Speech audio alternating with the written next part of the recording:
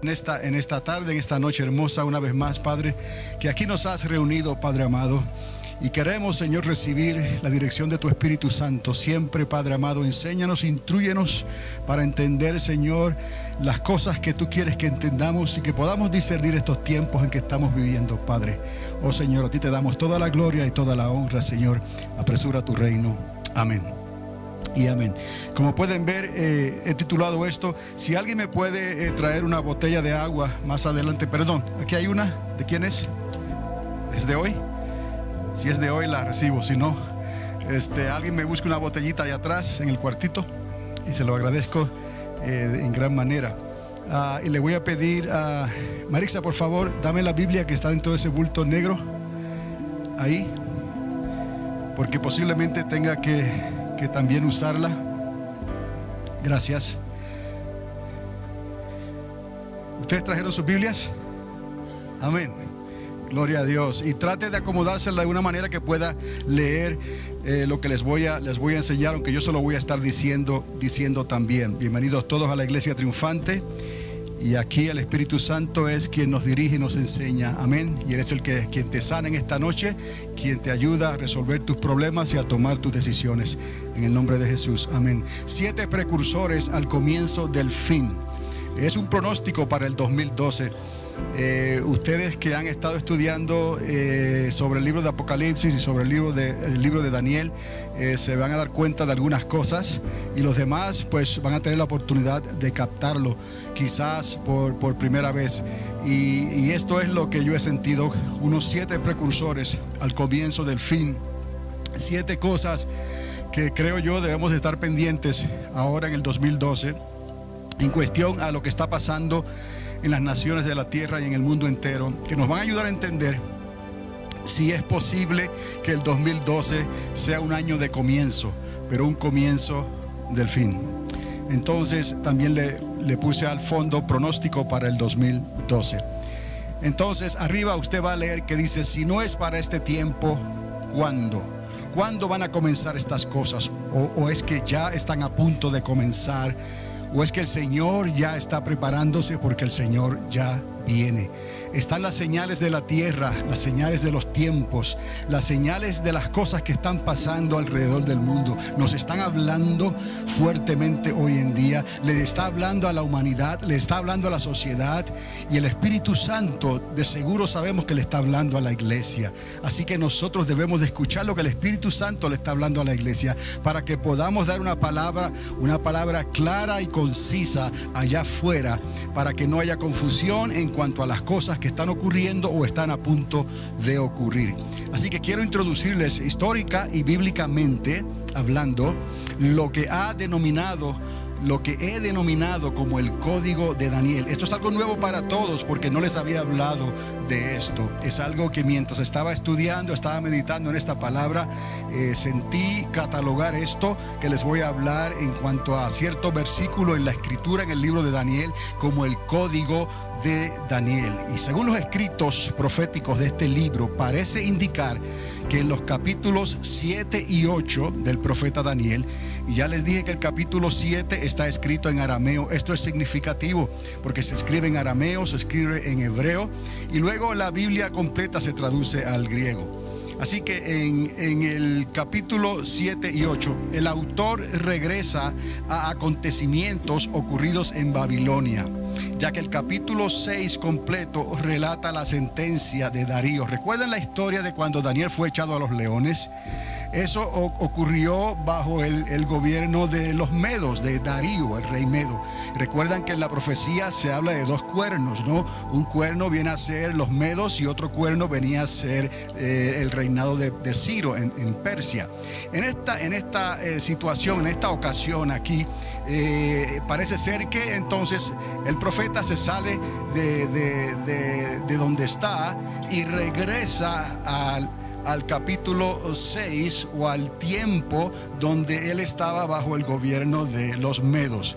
Entonces, ¿por qué esta convergencia? ¿Por qué este regreso a Babilonia? Si ya hemos entrado en el capítulo 7, en el capítulo 8 y se menciona a Darío, entonces, ¿por qué estamos regresando atrás? Vamos a entender eso, porque Daniel regresa a esa página histórica con su grande preocupación. ¿Cuál era la grande preocupación de Daniel? Nos dimos cuenta cuando estuvimos las otras noches hablando sobre ciertos sueños y visiones que Daniel tuvo, donde no le dejaban dormir, y era que él tuvo una visión de 4 bestias, y es precisamente esa visión de las 4 bestias y la terrible conclusión de esa historia, que él lo recibió a manera de sueños y de visiones. Algo terrible estaba siendo preparado en los lugares celestiales, y hemos hablado sobre esto, que estamos aquí en este plano en la tierra, pero el apóstol Pablo nos habla de un segundo, de un tercer cielo.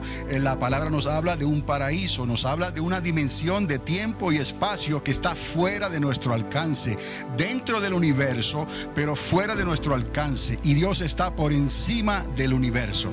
Entonces nos dimos cuenta aquí al leer esto de esta preocupación grande de Daniel, que tenía que ver con acontecimientos proféticos para aquel tiempo y para el tiempo futuro. La 4ª bestia que vio en visión fue la que le dio la clave a Daniel. Y le he escrito aquí estos versículos, pero creo que no voy a poder leerlos, pero ahí están en la pantalla. Daniel capítulo 7, versos 7 y 8, y Daniel capítulo 7, verso 23 al 27. En estos versículos se describe esa cuarta bestia, que es un gobierno diferente. Aquellos 10 cuernos que significan 10 reyes. Y hay algo que ocurre en ese gobierno donde se quitan unos reyes y vienen otros, y hay una conclusión a cuántos reyes quedan, y se menciona un octavo. Y yo les estuve hablando sobre ese octavo, que le prestáramos atención, porque ese octavo viene a ser el anticristo, ese personaje enigmático que va a manifestarse en el tiempo de la última semana, la semana 70, y hemos estado hablando de eso. Ahí en el capítulo 7, versos 7 y 8, y el capítulo 7, 23 y 27, el arcángel Gabriel, el ángel Gabriel, mensajero de Dios, le da la interpretación exacta al profeta Daniel de qué era lo que él estaba viendo en esas visiones. Pero aquí, para lo que estamos hablando, recuerde, es la 4ª bestia. Esa 4ª bestia era terrible, sumamente terrible, era diferente a todas las demás, y el líder enigmático de ese gobierno, y lo identificamos como un gobierno romano, era una persona que quería cambiar los tiempos y la ley, y lo vimos en el tiempo de Antíoco Epífanes, y se verá entonces en los tiempos del anticristo de la última semana, de la semana 70 de Daniel. Ya en el capítulo 9, Daniel regresa a su lugar bajo Darío el Medo, y comienza a indagar sobre el retorno de Israel a su tierra. Ahí él comienza entonces a buscar en la escritura cuánto tiempo estaría la nación de Israel en cautividad en Babilonia, y él encontró que el tiempo iba a ser 70 años. Aquí nos damos cuenta que el número 70 es un número significativo y sigue apareciendo en diferentes lugares en la escritura. Así que el pueblo de Dios necesita familiarizarse con esta forma de pensar, de que Dios nos habla a través de números. Jesucristo utilizó los números. Le preguntaron al Señor cuántas veces debía de perdonar una persona a otra, un hermano, y utilizaban el número 7. Y sabemos que el número 7 es un número que representa a Dios. El número 6 es un número que representa al ser humano. Entonces el Señor le contesta no solamente 7, sino 70 veces 7, y sigue utilizando esa relación con el número 7. Hay una relación en la numerología de Dios que tal vez no todos acepten o quieren aceptar, pero eso no quita que esa relación numerológica está ahí en las palabras que el Señor nos dejó escritas en la Biblia. Entonces es aquí donde encontramos lo que he llamado el código de Daniel. Vamos a Daniel capítulo 9, verso 24. Otra vez repito, he aquí lo que catalogué como el código de Daniel, y lo escribí en la pantalla. Ahí también usted lo puede leer, y dice así: 70 semanas están o han sido decretadas sobre tu pueblo y sobre tu santa ciudad, para poner fin a la transgresión, para terminar con el pecado, para expiar la iniquidad, para traer justicia eterna, para sellar la visión y la profecía, y para ungir el lugar santísimo o al santo de los santos. Y estoy utilizando la versión de las Américas, y si ve algo que he puesto en paréntesis es porque la versión de las Américas te lleva a la palabra literal, la traducción literal, o a otro significado estrechamente relacionado al significado en castellano o en español que nosotros tenemos. Así que repito esto otra vez para que usted pueda, en realidad hemos leído este versículo tantas veces, se lee, pero si nos detenemos y tratamos de ver entre líneas qué es lo que se está diciendo aquí, podemos ver aquí un retrato más claro y más completo, que son varias cosas lo que el Señor determinó que iban a suceder durante esas 70 semanas. Así que dice: poner fin a la transgresión, para terminar con el pecado, para expiar la iniquidad, para traer justicia eterna, para sellar la visión y la profecía, y para ungir el lugar santísimo o al santo de los santos. Quiere decir que durante esos 490 años, y ahí usted puede ver de dónde salen estos 490 años, 7 por 70 cada semana.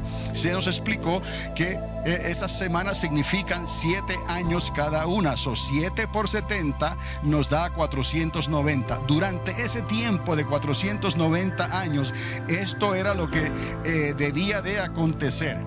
Primero, se pondría fin a la transgresión, se terminaría con el pecado, se expiaría la iniquidad, se traería la justicia eterna, se sellaría la visión y la profecía, y se ungiría al santo de los santos, su reino milenial. Otra vez, aquí esto es increíble. Dios le revela al profeta Daniel toda la historia en esos 490 años que estaban divididos en 3 segmentos, por decirlo así. Estaba toda la historia de la humanidad hasta que el reino de Dios, el reino milenial de Cristo, fuera establecido literalmente en esta tierra. De la misma manera que se le reveló al profeta que con aquella visión que Nabucodonosor tuvo de aquella estatua, aquella cabeza de oro, y luego cómo seguía la plata en los hombros, simbolizando a los medos y los persas, y luego aquel gobierno rápido y veloz que venía a ser Alejandro Magno, y así sucesivamente en esa estatua, en esos valores de oro refinado, puro, la plata, y luego bronce, y luego el barro cocido en los pies. Nos enseñó la historia de los reinos principales en toda la tierra, y luego nos habló de una piedra que iba a venir de momento, iba a golpear esa estatua y la iba a convertir en polvo, y ese polvo se lo llevaría el viento. Ahí se nos reveló la historia de los reinos de la tierra, aquel imperio babilónico, aquellos medos persas que tiene que ver con Irán hoy en día, aquellos griegos, y luego los romanos, que quedarían como un gobierno feroz, un gobierno que regiría con mano de hierro. Y bajo ese gobierno de mano de hierro nos trajo Dios el Mesías de Israel, el Salvador del mundo, 2000 años, el Salvador del mundo 2000 años atrás. Entonces, ya desde un principio a Daniel se le reveló esa interpretación de lo que esto significaba, pero aquí con las 70 semanas está tratando directamente con el pueblo de Israel, y está tratando directamente con las naciones de la tierra. Aquí podemos ver en estos 3 segmentos desde cuando comienza el Señor a tratar de una manera profética, específica, clara y decisiva con el pueblo de Israel, para luego incluir la redención de las naciones e incluir el juicio de las naciones. La iglesia del Señor necesita entender estas cosas para poder entender lo que está ocurriendo, y no nosotros dormirnos en nuestros laureles o comenzar a pensar o a esperar en esperanzas que no tienen fundamento bíblico, cuando debemos estar bien fundados en la palabra y entendidos que el tiempo de la redención de la humanidad está a las puertas, que Cristo viene ya. Así que entendemos en este versículo que durante ese tiempo de 490 años se le pondría fin fin a la transgresión, se terminaría con el pecado, se expiaría la iniquidad, se traería la justicia eterna, se sellaría la visión y la profecía y se ungiría al Santo de los Santos, su reino milenial. Todo lo que tendría que ocurrir hasta su segundo advenimiento. ¿Cuál es su segundo advenimiento? El segundo advenimiento es la segunda venida visible de Jesucristo a esta tierra. Él vendrá, se acercará a nosotros en el momento del arrebatamiento de la iglesia, y nosotros, los que vivimos, los que quedamos, seremos transformados en un abrir y cerrar de ojos y seremos llevados con él a las nubes. Pero en ese momento nadie le verá, porque él vendrá de manera como ladrón en la noche. Él vendrá de una manera invisible y nosotros escucharemos esa final trompeta y seremos arrebatados y transformados. Pero eso es preludio a lo que viene, porque 3 años y medio después a ese acontecimiento, el Señor vendrá de una manera en su segundo advenimiento visible, donde todo ojo le verá. Así como el rayo y la luz de los relámpagos alumbra desde un lado hasta el otro en el horizonte, así será la venida del Hijo del Hombre. Todas estas cosas han sido pronosticadas, han sido profetizadas, están ahí en la palabra y necesitan ser escudriñadas por el pueblo de Dios, a quien Dios le ha dado la responsabilidad de evangelizar la raza humana en el tiempo que se le ha dado a la humanidad, para que se convierta de su vana manera de vivir y se vuelvan al Dios de Israel. Ahora, todo esto tendría que ocurrir hasta su segundo advenimiento. Todo esto que tenía que ocurrir estaría aquí detallado. Lo siguiente sería entonces interpretar el código. ¿Cuál código? El código que estuvimos hablando en Daniel 9:24. Y para eso tendremos que ir al siguiente versículo. En Daniel 9:25 al 27 encontramos entonces la clave. Y aquí se le dice: has de saber y entender que desde la salida de la orden para restaurar y reconstruir a Jerusalén hasta el Mesías príncipe, habrá 7 semanas y 62 semanas. Volverá a ser edificada con plaza, calle en el literal, y foso, pero en tiempos de angustia. Estamos viendo aquí detalladamente que iba a ocurrir un periodo primeramente de 7 semanas. 7 semanas que significarían ¿cuántos años? 49 años. Y luego 62 semanas. Y entonces la ciudad iba a ser reedificada otra vez en tiempos de angustia. El templo iba a ser reedificado en tiempos de dificultad. Y sabemos históricamente que desde el tiempo de Antíoco Epífanes, que vino a ser ese primer anticristo manifestado y revelado en la Escritura, el pueblo de Israel volvió a sentir un espíritu de nacionalidad, un espíritu de independencia, y entonces el templo volvió a restaurarse. El templo que había sido profanado por Antíoco Epífanes volvió a ser consagrado, y la ciudad continuó siendo reedificada. En los tiempos de Herodes, que siguió en el siguiente siglo, él terminó la construcción del templo, y para el tiempo en que nuestro Mesías, el Señor, el Cristo, vino y nació en Belén y estuvo en Jerusalén, toda la ciudad de Jerusalén había cambiado y el templo era algo sumamente impresionante. Esa es la historia, el legado que se nos ha dejado en la Escritura. Pero eso no ocurrió así porque sí. Ya al profeta Daniel se le había dado la interpretación de que estas cosas iban a acontecer. 7 semanas, que son 49 años, que fue el tiempo que se tomó para reedificar la ciudad de Jerusalén, que había sido destruida por Babilonia, y reedificar los muros y comenzar a restaurar ese templo que había sido profanado. 49 años. Luego de ahí pasarían 62 semanas, que significan 434 o 84 años. Usted multiplica 62 por 7 y ese le da el tiempo de los años que transcurrieron hasta que al Mesías de Israel se le quitó la vida.